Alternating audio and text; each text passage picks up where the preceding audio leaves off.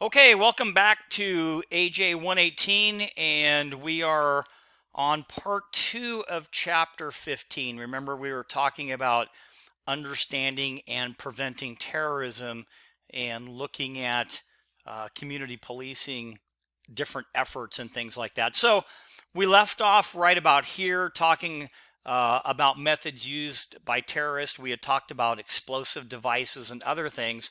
One of the other things that are out there would be what they call weapons of mass destruction. And these are things like chemical agents or biological agents or even nuclear. And interestingly enough, so if you look in the upper right, you can see this is the most likely to be used by terrorists because explosives, remember, you can get this stuff easier. You can and you can even possess a certain amount of, let's say, black powder and things which may not be illegal. Okay, as if you had like nuclear waste or something like that. Does that kind of make sense? So sometimes the precursors to make some of this stuff individually might not be against the law. So explosives is the most likely to use, then maybe chemicals, then maybe radiological, biological, and nuclear. But the greatest impact overall would be biological, and then maybe nuclear and then toxic chemicals, etc. So kind of an interesting chart to look at. So again, chemical agents, there are typically four common types of chemical weapons, not to give you like a super, you know, drill down on all the different types of things terrorism or terrorists use, but four common types of chemical weapons are nerve agents, blood agents, choking agents, and blistering agents. And these are photographs of some of those items that have been recovered. You have biological agents. These involve the dissemination of things like anthrax or botulism or smallpox as weapons of mass destruction. So, thinking about that. Nuclear terrorism, with more than 16,000 nuclear weapons worldwide, and given the fact that Islamic State groups are already in possession of some low-grade nuclear material seized from different facilities, many consider it well within the realm of possibility that this type of device or devices could fall into the hands of terrorists. Different kinds of terrorism. Again, there's cyber terrorism. This is terrorism that initiates or threatens to initiate the exploitation of, an attack on computerized systems. That'd be cyber terrorism. And there's also a big career field in cyber terrorism. There's something called agroterrorism, and this would be an attack on agriculture systems. You have bioterrorism, and this is by definition, again, terrorism that involves biological weapons, anthrax, botulism, smallpox, etc. You have eco or ecoterrorism. These are acts of violence committed to support ecological, environmental causes. You have narco-terrorism, which refers to the use of terrorist attacks to support drug operations or to finance terrorism as well. And again, when you talk about funding terrorism, so now that we kind of know all the different types of terrorism, we know that money is needed to carry out terrorism, not only for weapons, but for general operating expenses, right? I mean, they're going to have to buy stuff. Many terrorist operations are financed by charitable groups and wealthy people sympathetic to that particular group's cause. Terrorist groups commonly collaborate with organized criminal groups to deal drugs, guns, and in some instances even get involved in human trafficking. Fraud has become increasingly common among terrorists, not only as a way to generate money, but also as a way to gain access to their targets. Fraudulently obtained driver's licenses, passports, and other types of identification documents are often found among terrorist belongings. And common criminal methods of funding terrorist operations include things like kidnapping, extortion, robbery, fraud, larceny, smuggling, forgery, counterfeiting. All of these are common methods. And so, there you go. There's a term out there, and I'm not going to try to explain the whole thing to you, but I want you to know what it is. So the term is called hawala, and this means the money trail. It's a method of financing and moving money with no tax record or paper trail. Now, again, I'm not going to go into the big, the nuts and bolts of too much of it. I have a chart that I got for you so you could look at it and you could see how the money is effectively transferred from one place to another and how that all works. I just want you to know the name of what hawala is and that there is a way that they kind of deal with moving their money around. So with all of that now, how do we respond to terrorism? Well, let's look at the federal response to terrorism and the implementation of the Department of Homeland Security.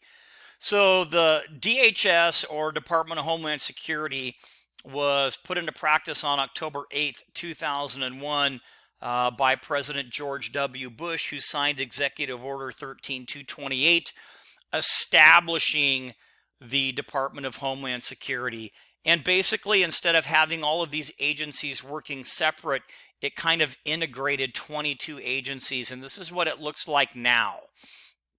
And it pulled some agencies in that, again, were completely separate. So you had agencies kind of working in silos. Remember, we talked about what that phrase is. And now they're under the umbrella of the U.S. Department of Homeland Security.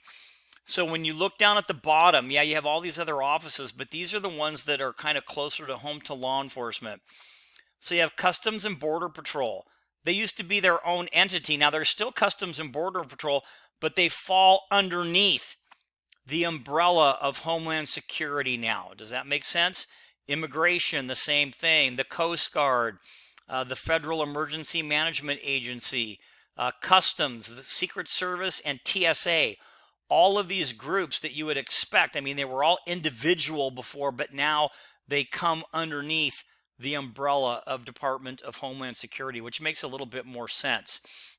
And one of the biggest and most controversial things that came out of 9/11 and going after terrorists, etc., was something called the USA Patriot Act. Now, it's expired and it changed to the Freedom Act, but let me tell you what it is.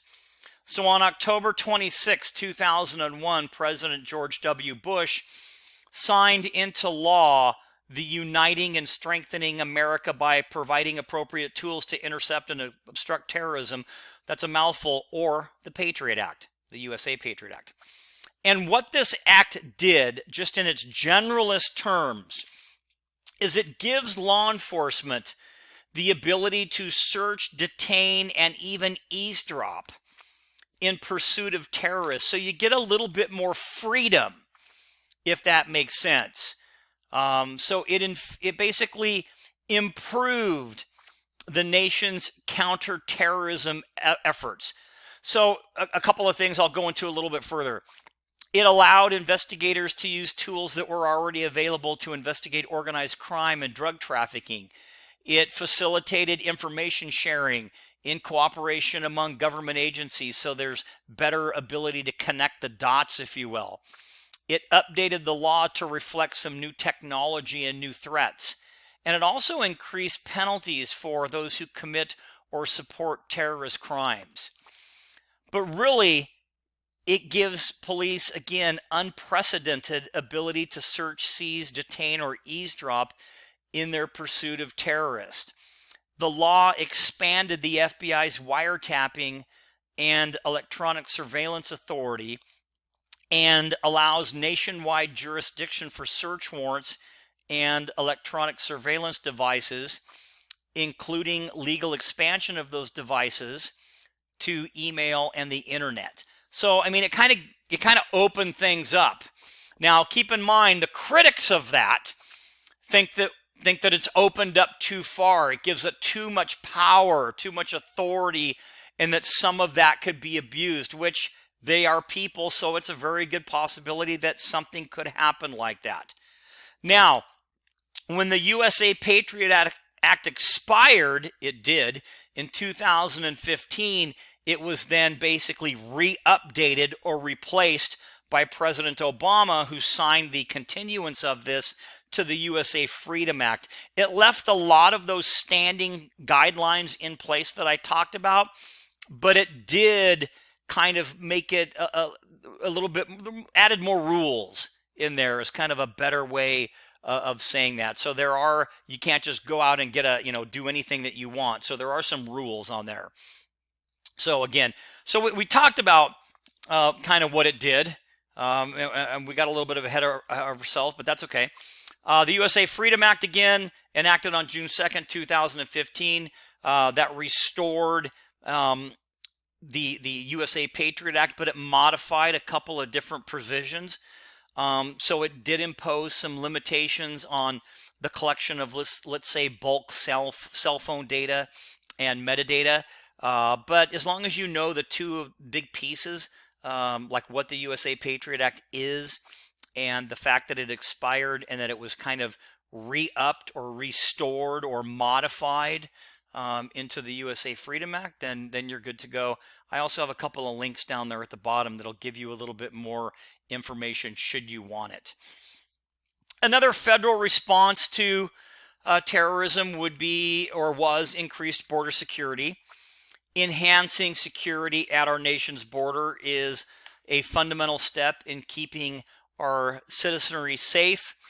The Department of Homeland Security, their United States Visitor and Immigrant Status Indicator Technology Program, kind of a lot, it's called US-Visit, is an integrated, automated biometric entry-exit system that records the arrival and departure of certain aliens. And alien, by definition, is an alien like flying saucer alien. It's a individual, a person who's not a citizen or national of the United States. Okay, so it tracks those individuals. So that's what an alien is. Okay. Another thing is they came up with the National Incident Management System. And this particular thing, it's called NIMS for short, NIMS. This was implemented in 2004, revised in 2008. And basically, it is a systematic, proactive approach to guide departments and agencies at all levels of government, even non-governmental organizations, and the private sector to work seamlessly to prevent, protect against, respond to, recover from, and mitigate the effects of these large-scale incidents, including terrorism. So hopefully that kind of makes sense, but this is the National Incident Management System. So we'll kind of go through this. Increasing hometown security, now let's get to what do the local cops do. So when we talk about that, the International Association of Chiefs of Police basically has 5 key principles when they talk about the local police response to terrorism and homeland security or hometown security. The first is that all terrorism is local. Prevention is paramount. Homeland security is, or hometown security is homeland security. Homeland security strategies must be coordinated nationally, not federally. And bottom-up engineering.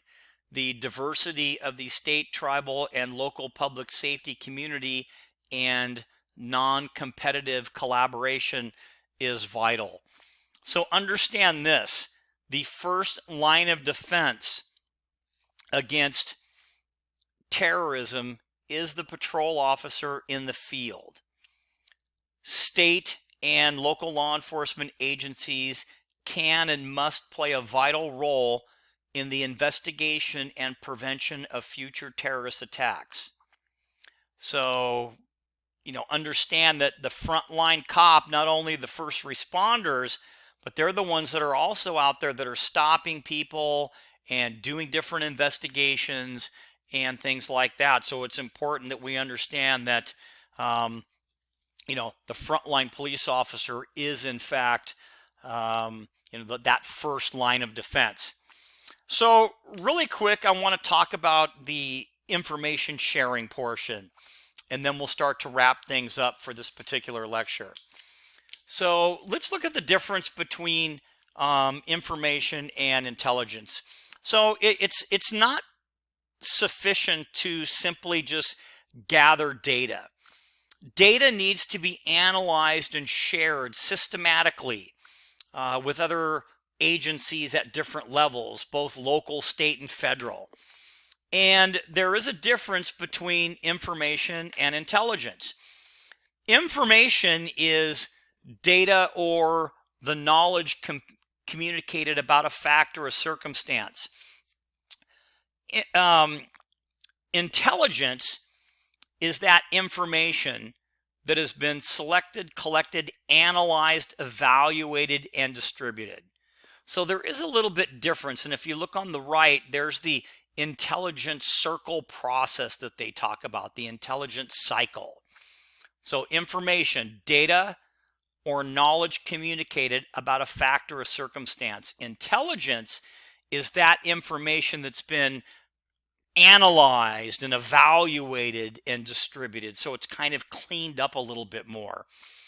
As part of this information and gathering and intelligence cycle, we have across the United States what we call the regional information sharing systems, and there are 6 of them. And you can see here where they're all located. We also have, and a lot of departments are starting to form what we call fusion centers. And these are collaborative efforts of 2 or more agencies that provide resources, expertise, and information in the center or from the center, with the goal of maximizing their ability to detect, prevent, investigate, and mostly respond to criminal or terrorist activity. And these are some photos of what fusion centers look like. They're staffed 24/7. A lot of them have cameras. They're keeping up to date on things happening locally around them and around the world. And it gives us a faster bit of information. And again, it's more than one agency working together. So now that we know what information is and what intelligence is, and the importance of gathering and sharing, what are some of the obstacles that get in the way of that? Well, one is called the lack of deconfliction protocol. And basically, these are protocols or guidelines to avoid conflict. Another one is what we call inoperability. And this is basically where it talks about the compatibility of communication systems.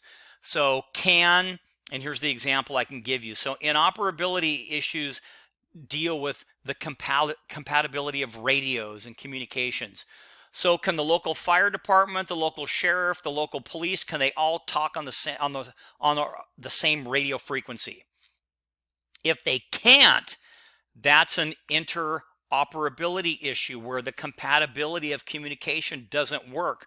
Or do they all have a special channel they can turn to where they can speak to each other directly? Does that kind of make sense?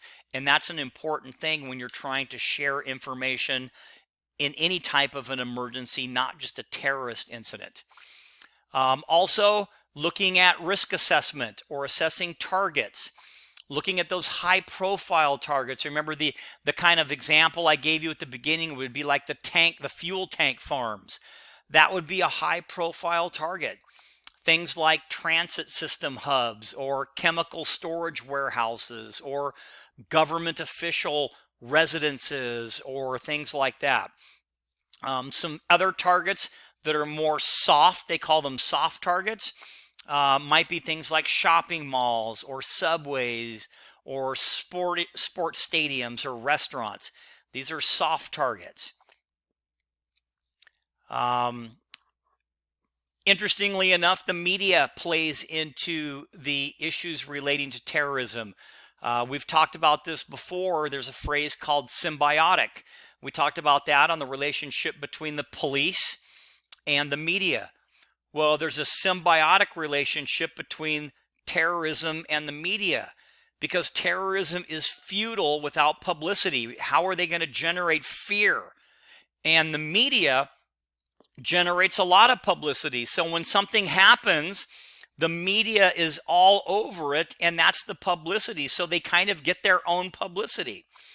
And there's a word out there called the contagion effect. And this is what it means is that coverage of terrorism tends to inspire more terrorism. It becomes contagious, if you will. Thus the phrase, the contagion effect. And when we had the terrorist incident in San Bernardino, I've got some pictures of some newscasts that were going on, and there was a lot of media coverage on that. So again, the media tends to heighten everybody's awareness and also heightens terrorism to possibly occur more because coverage of terrorism tends to become contagious or inspire more. What are some community policing efforts then and the war on terrorism? Well, being proactive, knowing where your information sources are at, like Neighborhood Watch, or being in tune with your religious groups or your local colleges or universities, or printing shops to see what's being printed out there, transportation centers, tourist attractions, healthcare providers, bars and liquor stores, delivery services, meter readers, all of this, these are all being proactive. These are good examples of good information sources. With all of that, though, we do need to understand and be careful of violating somebody's rights. So we have to have a concern for civil rights. And one of the main guiding principles of DHS, or the Department of Homeland Security, is the protection of civil rights and civil liberties. Because civil libertarians, they are concerned that valued American freedoms are being sacrificed in the interest of national safety. And maybe you don't agree, and that's okay, but we are being monitored closely. And really, how much leeway do we really need to have before we're walking that fine line when it comes to policing? So let's talk a little bit more then and look at things like discrimination or retaliation. So when we talk about, we go back here and we look at DHS's protect civil rights and civil liberties, and that people are concerned about now, our freedoms are being sacrificed in the interest of national safety. Well, here we have 4 obstacles to improved relations between police and the Arab American communities. And the reason I say that is because after 9/11, people started to stereotype, not that they weren't already doing that. And we all have probably a little implicit bias, maybe back in our head somewhere or whatever. But there are some obstacles when you're talking about individuals of Middle Eastern descent as it relates to terrorism. So here are 4 obstacles to improved relations between police and Arab American communities. Persistent mutual mistrust. Police agencies lack knowledge and sensitivity. There are, in fact, of course, language differences. And Arab American concerns about immigration status and deportation. So these are obstacles that we need to overcome in order to improve relations between law enforcement and Arab American communities. And some of the dual challenges as a final consideration, countering terrorism while continuing to address crime and disorder. should not be an either or proposition.